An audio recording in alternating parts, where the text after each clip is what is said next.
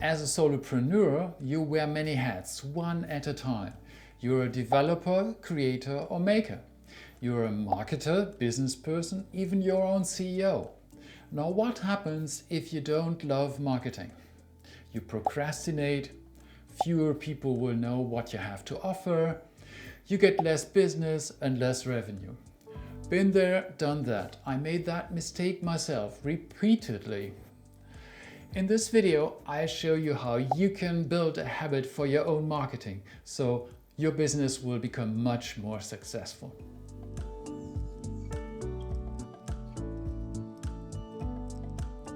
As a software engineer and indie hacker, I loved building so much that I procrastinated on marketing for far too long. When I was ready to admit that, I asked myself, what must I do to create a situation that keeps me doing my marketing regularly and effectively? The answer was pretty obvious. I need to set up a strong structure that guides me and makes me build a habit. SPME is the acronym for the habit I created. 3 initial steps used sparingly and 1 recurring step used liberally. Here they are. S stands for strategy, P for positioning, M for messaging and E for experimentation. Steps 1 to 3 prepare your launch pad. You don't do them that often. Do them once when you start your marketing and revise them later when the experiments show results, be they positive or negative. Step 4, experimentation, is the frequent step that you do daily, weekly or every 2 weeks, depending on the size of your experiments. More on this later. Let's take the steps one by one now.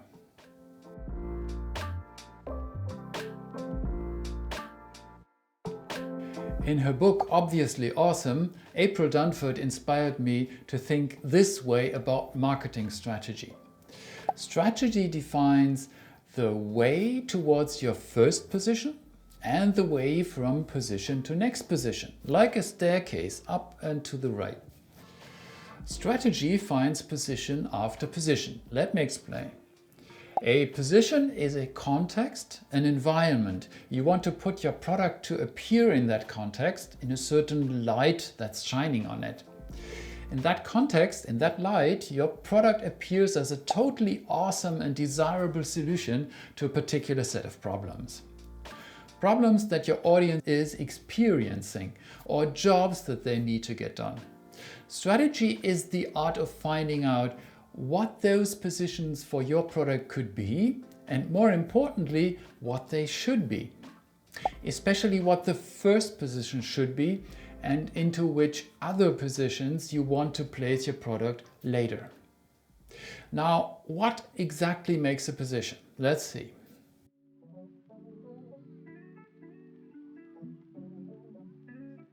A position is a context, an environment in which your product appears.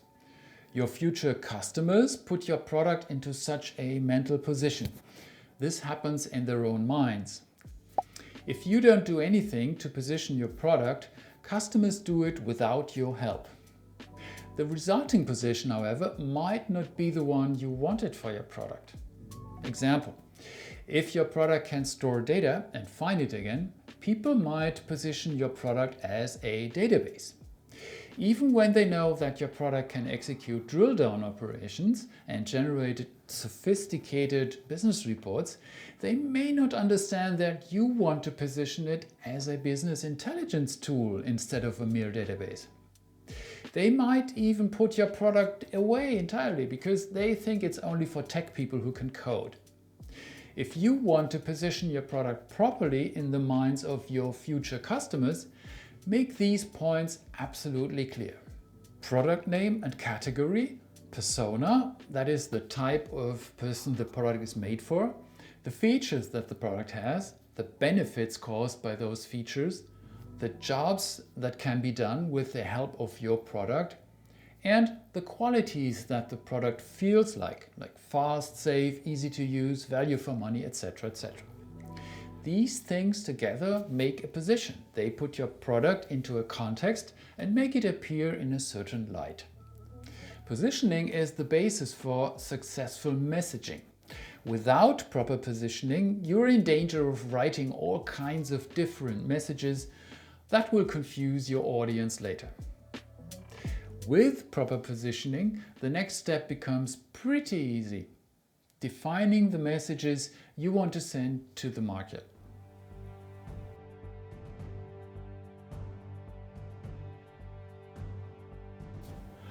Messaging is about crafting convincing messages that you can send to your audience.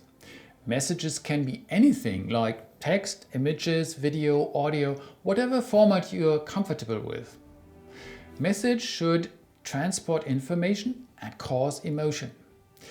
The information your audience needs to develop emotions that lead them finally to buy your product. The most successful form of messaging, I believe, is storytelling. You can tell a simple story, including these parts, for example. A painful situation your audience knows well, the consequences of doing nothing, then the pain increases, of course, the new idea, your product as a solution for the problem, the benefits when they buy and use it, and finally the Super Mario person they will be afterwards, and the paradise they will live in now they relieve the pain. Each story you write tells your audience about your product, its features, its benefits, the jobs it can do, and the qualities it has. Sounds familiar? Yes, you already identified those things during positioning, the step before. You can now use them over and over again. Hey, it's time to do it. Start experimenting.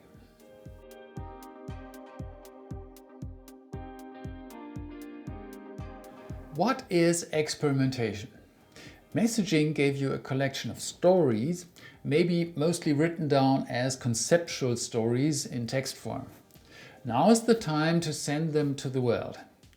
You do this by running experiments. An experiment consists of a story you want to tell, the channel by which you reach your audience, a hypothesis of what will happen when they get the story, the materials you need to tell the story, like text, images, video and audio, the recipe about how you combine and use the materials, and the tools you need to execute the recipe.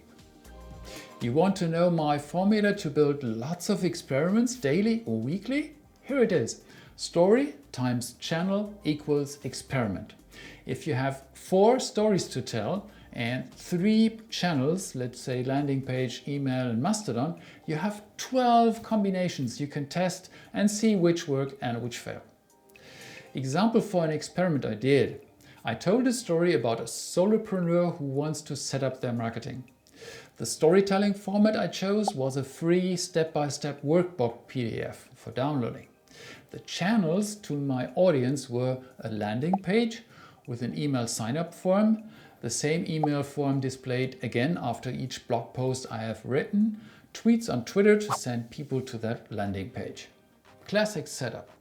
Took me 4 days to create all this and wire it together. Not clever, but effective. The email sign-up form makes people come to me who want to hear more stories.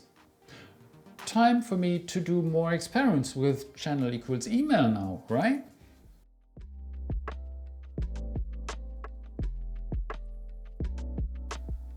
For you, it's time to get started now.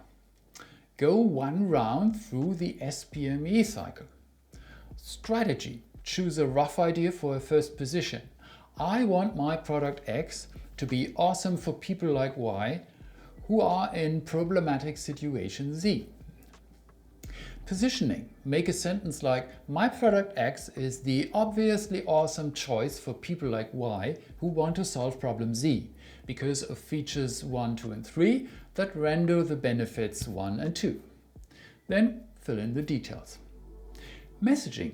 Write your first story about how Y overcomes Z using X, experiencing B1 and B2, becoming transformed into a better version of themselves. Experimentation. Choose a few channels, C1 and C2, for example landing page and Twitter, and tell your new story to people like Y above.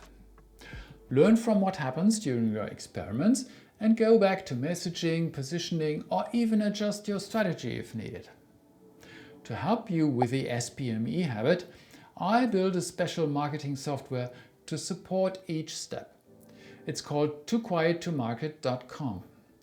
Sign up for the free plan here, no credit card needed. This software is made for solopreneurs who have other things to do besides marketing.